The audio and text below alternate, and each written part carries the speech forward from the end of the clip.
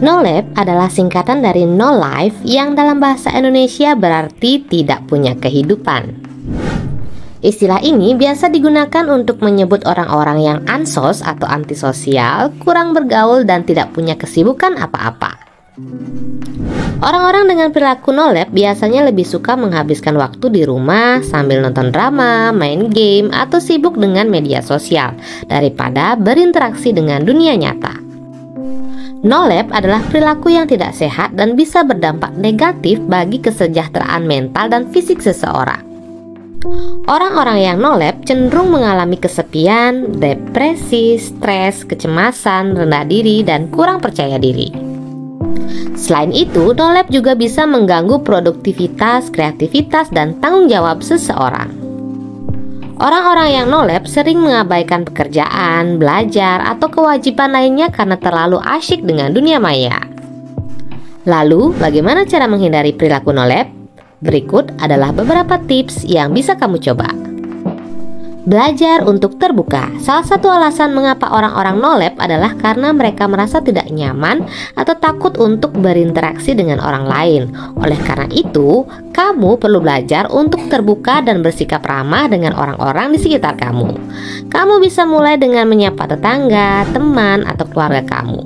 Kamu juga bisa mencoba untuk bergabung dengan komunitas atau organisasi yang sesuai dengan minat atau hobi kamu. Dengan begitu, kamu bisa bertemu dengan orang-orang yang memiliki kesamaan dengan kamu dan memperluas jaringan sosialmu. Perbaiki karakter. Karakter adalah hal yang penting untuk menentukan kualitas hidup seseorang. Jika kamu memiliki karakter yang baik, kamu akan lebih mudah mendapatkan rasa hormat, kepercayaan, dan simpati dari orang lain. Sebaliknya, jika kamu memiliki karakter yang buruk, kamu akan sulit mendapatkan hal-hal tersebut. Oleh karena itu, kamu perlu memperbaiki karakter kamu dengan cara menghilangkan kebiasaan-kebiasaan buruk yang bisa membuat kamu no lab, seperti malas, cuek, sombong, atau egois. Kamu juga perlu mengembangkan kebiasaan-kebiasaan baik yang bisa membuat kamu lebih berharga, seperti rajin, peduli, rendah hati, atau bersyukur. Tingkatkan produktivitas. Produktivitas adalah kemampuan seseorang untuk menyelesaikan tugas atau pekerjaan dengan efektif dan efisien. Orang-orang yang produktif biasanya memiliki tujuan, rencana, dan prioritas yang jelas dalam hidup mereka. Mereka juga selalu berusaha untuk meningkatkan keterampilan dan pengetahuan mereka. Sebaliknya, orang-orang yang no lab biasanya tidak memiliki hal-hal tersebut. Mereka hanya menjalani hidup tanpa arah dan tujuan. Oleh karena itu, kamu perlu meningkatkan produktivitas kamu dengan cara menetapkan tujuan yang realistis dan bermakna bagi kamu.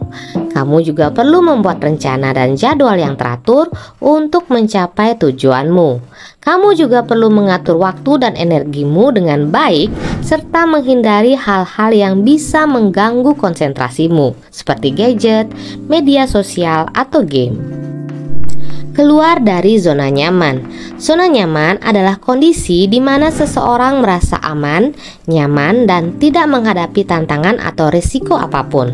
Orang-orang yang no lab biasanya berada di zona nyaman mereka dan tidak mau keluar dari situ. Mereka tidak mau mencoba hal-hal baru atau menghadapi tantangan yang bisa membuat mereka tumbuh dan berkembang. Oleh karena itu, kamu perlu keluar dari zona nyaman kamu dengan cara mencoba hal-hal baru yang bisa menambah pengalaman dan wawasan kamu.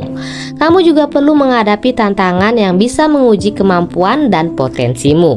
Kamu juga perlu bersedia untuk belajar dari kesalahan dan kegagalanmu, serta tidak mudah menyerah atau putus asa.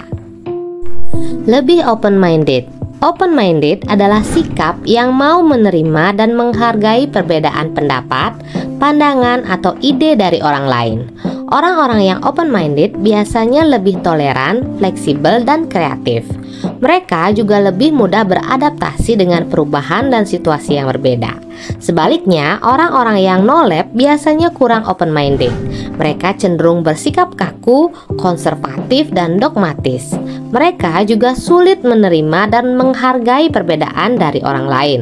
Oleh karena itu, kamu perlu lebih open-minded dengan cara mendengarkan dan memahami sudut pandang atau perspektif orang lain.